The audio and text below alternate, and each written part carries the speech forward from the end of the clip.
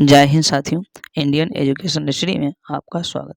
आइए हम देखते हैं दोस्तों, सब्जेक्टिव लुसेंट सामान्य ज्ञान आधुनिक भारत से 40वां अध्याय देखेंगे। भारत में यूरोपीय व्यापारिक कंपनियों का आगमन के संबंध में हम जानेंगे। अगर इस कड़ी में हम बात करें तो सबसे पहले वास्को डी गामा की बात करते हैं।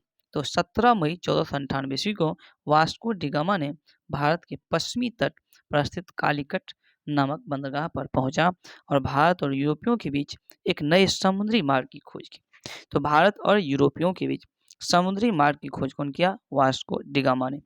तो वास्को डी गामा भारत के पश्चिमी तट पर पहुंचा था। कब? 17 मई 1498 ईस्वी को।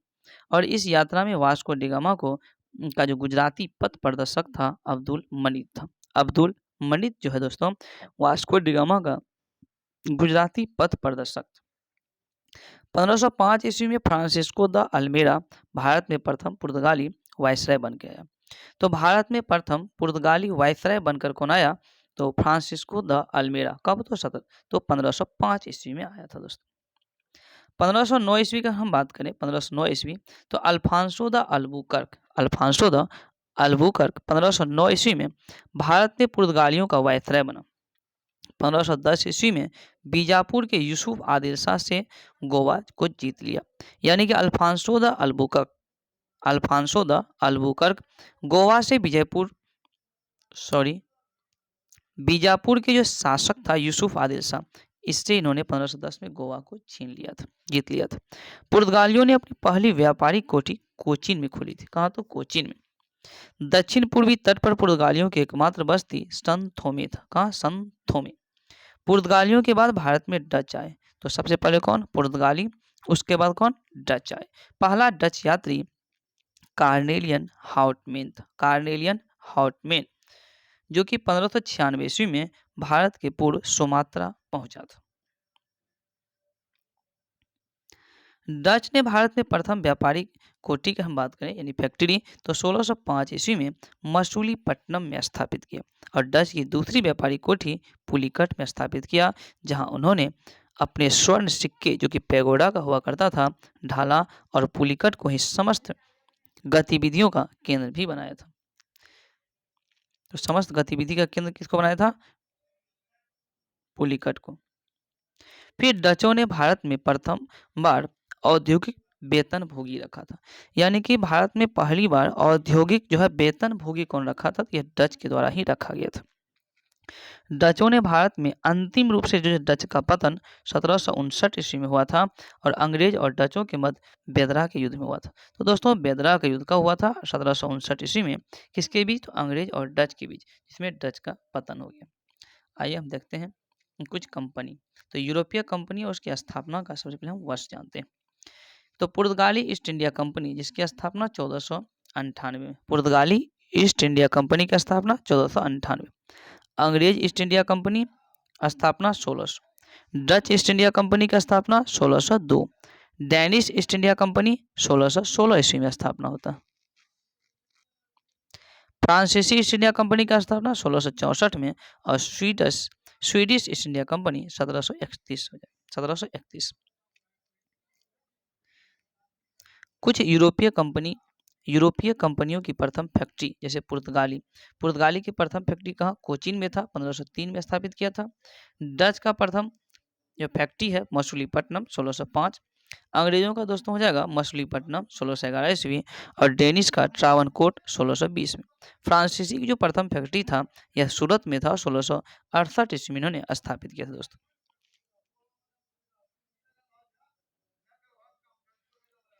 अगर हम बात करें दोस्तों 31 दिसंबर 1600 ईस्वी को इंग्लैंड की महारानी एलिजाबेथ प्रथम ने ईस्ट इंडिया कंपनी को अधिकार पत्र प्रदान किया। तो इंग्लैंड की जो महारानी थी इन्होंने ईस्ट इंडिया कंपनी को अधिकार पत्र कब प्रदान किया? 31 दिसंबर 1600 ईस्वी को। प्रारंभ में ईस्ट इंडिया कंपनी में कुल 217 भागीदार थे, यानी कि 217 साझेदार थे प्रारंभ में ईस्ट इंडिया कंपनी में। और पहला गवर्नर थॉमस स्मिथ था। थॉमस स्मिथ यह जो है पहला गवर्नर था ईस्ट इंडिया कंपनी का। मुगल दरबार में जाने वाला प्रथम अंग्रेज की हम बात करें कैप्टन हॉकिंस था। मुगल दरबार में जाने वाला प्रथम अंग्रेज कैप्टन हॉकिंस, जो जेम्स प्रथम का राजदूत था और अप्रैल 1609 ईस्वी में जहांगीर के दरबार में गया था। भारत आने वाला पहला अंग्रेज जहाज की हम बात करें दोस्तों तो रेड ड्रैगन हो जाएगा। भारत आने वाला पहला अंग्रेज जहाज रेड ड्रैगन 1611 ईस्वी में दक्षिण पूर्व समुद्र तट पर सर्वप्रथम अंग्रेजों ने मछलीपट्टनम में व्यापारी कोठी की स्थापना की थी। जहांगीर ने 1613 ईस्वी में एक फरमान जारी कर एड अंग्रेजों को सूरत में थॉमस एल्डवर्थ के अधीन व्यापारी कोठी यानी फैक्ट्री खोलने की इजाजत दी थी। पूर्वी तट पर अंग्रेजों का प्रथम व्यापारी कोठी की हम बात करें तो मछलीपट्टनम में 1611 ईस्वी में खोला गया था, जबकि पश्चिमी तट पर सूरत में 1613 ईस्वी में व्यापारी कोठी स्थापित किया गया था। हालांकि पहली बार सूरत में 1608 ईस्वी में व्यापारी कोठी स्थापित करने का प्रयास किया गया था। तो अंग्रेजों ने पहली बार व्यापारी कोठी जो है स्थापित करने का प्रयास किया था सूरत में 1608 में, लेकिन जो असफल रहा। बाद में फिर 1611 ईस्वी में खोला जो है प्रथम व्यापारी कोठी मछलीपट्टनम में, फिर पश्चिमी तट पर सफल 1613 ईस्वी में हुआ सूरत में ही। 1615 ईस्वी की हम बात करें तो 1615 ईस्वी में सम्राट जेम्स प्रथम ने सर टॉमस रो को अपना राजदूत बनाकर मुगल सम्राट जहांगीर के दरबार में भेजा था। वह फरवरी 1619 ईस्वी में तक भारत में रहा। यानी सर टॉमस रो जो कि 1615 में भारत आया था, किसका राजदूत था तो सम्राट जेम्स प्रथम का, और वह भारत में 1619 ईस्वी तक रहा। उसने जहांगीर एवं खुर्रम जो कि शाहजहां से अंग्रेजों के लिए कुछ व्यापारिक छूट प्राप्त करने में सफल भी रहा था दोस्तों। 1632 ईस्वी में गोलकुंडा के सुल्तान ने अंग्रेजों को एक सुनहरा फरमान यानी कि गोल्डन फरमान दिया, जिसके अनुसार अंग्रेज सुल्तान को 500 पैगोडा वार्षिक कर देकर गोलकुंडा राज के बंदरगाह पर स्वतंत्रता पूर्वक व्यापार कर सकते थे। 1639 ईस्वी में अंग्रेज फ्रांसिस डे ने चंद्रगिरी के राजा से मद्रास पट्टे पर ले लिया था। तो मद्रास जो है पट्टे पर लिया था 1639 ईस्वी में, जो कि चंद्रगिरी के राजा था, और वहीं एक किलाबंदी कोठी का निर्माण किया। इस कोठी का नाम फोर्ट सेंट जॉर्ज पड़ा। यही फोर्ट सेंट जॉर्ज कालांतर में कोरोमंडल के नाम पर अंग्रेजी मुख्यालय बना। कोरोमंडल तट जो कि अंग्रेजी का मुख्यालय बना। अब है दोस्तों 1661 ईस्वी की महत्वपूर्ण घटना। 1661 ईस्वी की हम बात करें तो इस 1661 ईस्वी में पुर्तगाली राजकुमारी थी कैथरीन ऑफ ब्रेगेंजा और एक ब्रिटेन का राजकुमार चार्ल्स द्वितीय, इन दोनों के मध्य विवाह संपन्न हुआ। यानी कि 1661 ईस्वी में कैथरीन ऑफ ब्रेगेंजा एवं ब्रिटेन के राजकुमार चार्ल्स द्वितीय का विवाह हुआ। इस अवसर पर दहेज के रूप में पुर्तगालियों ने चार्ल्स द्वितीय को मुंबई प्रदान किया। लेकिन 1668 ईस्वी में यानी 7 साल बाद चार्ल्स द्वितीय ने मुंबई को 10 पाउंड के वार्षिक किराए पर ईस्ट इंडिया कंपनी को दे दिया। 1687 ईस्वी में अंग्रेजों ने पश्चिमी तट का मुख्यालय सूरत से हटाकर बम्बई को बनाया। जब बम्बई ईस्ट इंडिया कंपनी का हो गया तो फिर क्या किया 1687 ईस्वी में बम्बई जो है पश्चिमी तट का मुख्यालय अंग्रेजों ने बनाया था। गेराल्ड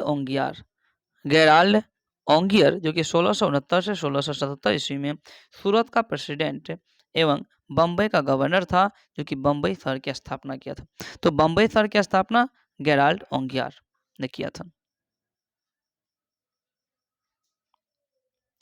बंगाल के शासक शाह शुजा ने सर्वप्रथम 1651 ईस्वी में अंग्रेजों को व्यापारिक छूट की अनुमति दी। इस अनुमति को निशान कहा गया। तो निशान किसको कहा गया था तो बंगाल के शासक शाह शुजा ने सर्वप्रथम 1651 ईस्वी में अंग्रेजों को व्यापारिक छूट की अनुमति दी। इस अनुमति को ही निशान कहा गया।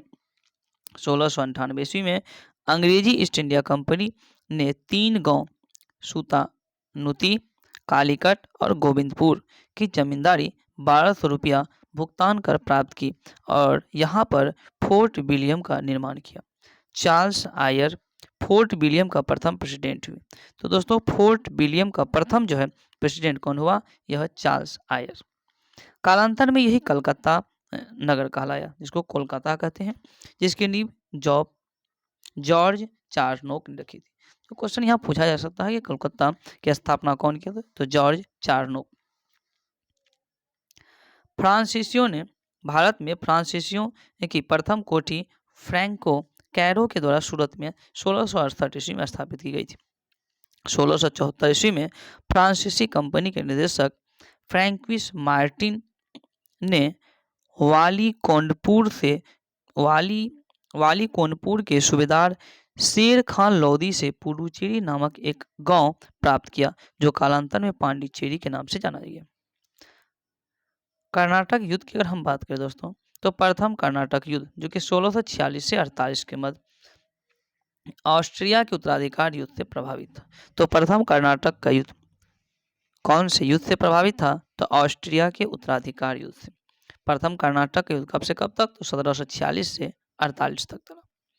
1748 ईस्वी में प्रथम कर्नाटक युद्ध जो है एला सापला की संधि के तहत समाप्त होता है।